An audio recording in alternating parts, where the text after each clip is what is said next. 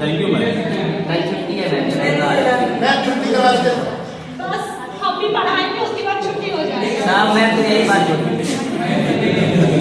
साथ हो जाओ।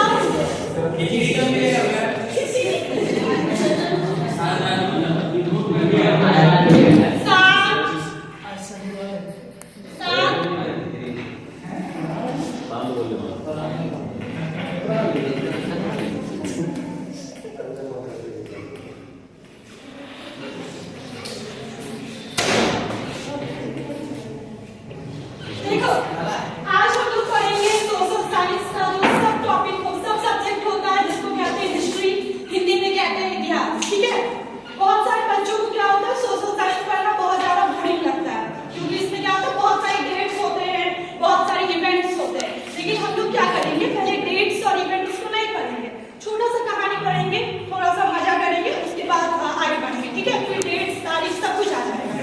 तो सबसे पहले क्या बताएंगे सोशल साइंस पढ़ने का फायदा क्या होता है, एम्स क्या होता है, हमें पढ़ना क्यों चाहिए। सोशल साइंस का सबसे बड़ा फायदा होता है ये सोशल, जैसे कि सोशल में छुपा हुआ एक सब समाज, हम लोगों को क्या होता है इससे अपने समाज की जानकारी मिलती है। फर्स्ट हो गया। सेकंड क्या आता है इसमें पुराने टाइम का पूरा इसमें क्या होता है व्याख्या मिल जाएगा हम लोग को। अगर बात करेंगे अपने सब सब्जेक्ट हिस्ट्री की तो हिस्ट्री पढ़ना क्यों जरूरी होता है, ताकि हम लोग क्या करें पुराने टाइम में जो भी घटना घटा था अच्छा बुरा जो भी हो उससे सीख लेके क्या करेंगे अपने प्रेजेंट और अपने फ्यूचर में उसको यूज करेंगे। इसलिए क्या होता है हिस्ट्री पढ़ना बहुत जरूरी होता है। फिर बहुत सारा टाइम होता है कि कब क्या हुआ था, जैसे हम लोगों का क्या होता है डेट ऑफ बर्थ होता है ना कि तुम्हारा बर्थडे कब है, ये कब है, वो कब है। इसी तरीके से हिस्ट्री भी हम लोगों को बताता है कि कौन सा घटना किस समय घटा था, उसका परिणाम क्या हुआ और उससे अच्छा या बुरा जो भी उसका लेसन होता है उससे सीख के आगे बढ़ना, उसको इम्प्लीमेंट करना होता है। तो पहले क्या करते हैं एक कुछ सवाल को देखते हैं। सबसे पहला सवाल आप लोग से बस पूछ रहे हैं, बहुत टाइम पहले एक बुक लिखा गया था जिसका नाम था अर्थशास्त्र। कोई बता सकता है उसका लेखक कौन है? चाणक्य। Very good. ठीक है, चाणक्य बोल सकते हैं, कौटिल्य बोल सकते हैं या फिर विष्णुगुप्त बोल सकते हैं, उनके 3 नाम थे।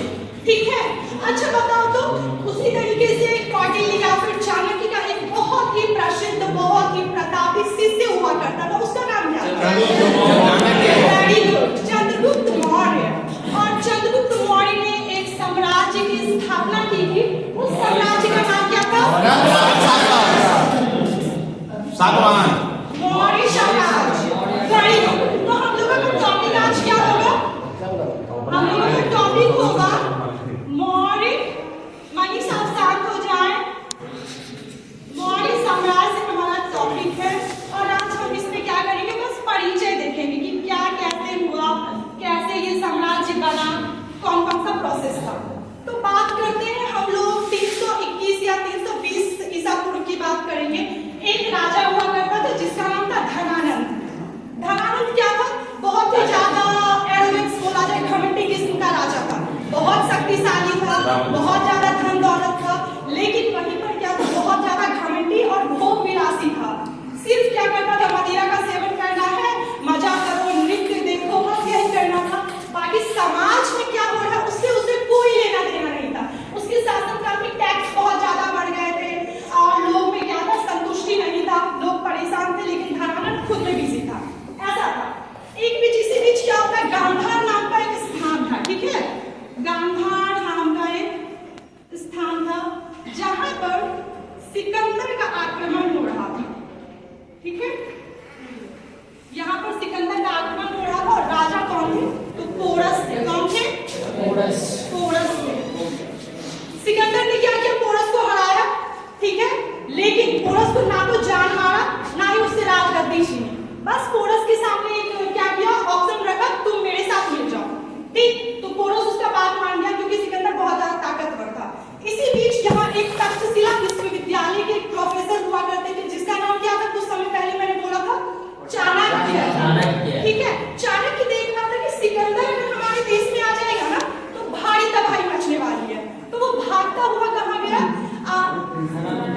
धनानंद के पास गया। धनानंद को बोला कि महाराज ऐसे ऐसे हमारे देश में हो रहा है, आप जरा उधर भी ध्यान दें। लेकिन धनानंद क्या था, बड़ा ही घमंडी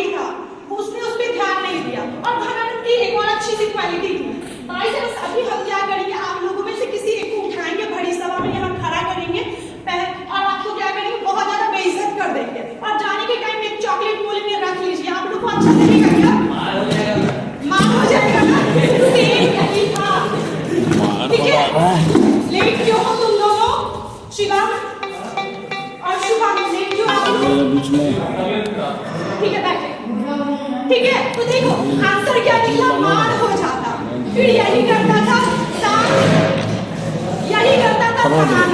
खनानत क्या करता था, अपने दरबार में विद्वानों को बुलाता था, पंडितों को बुलाता था, उपहार देता था, सब कुछ देता था, लेकिन बेइज्जती करता था।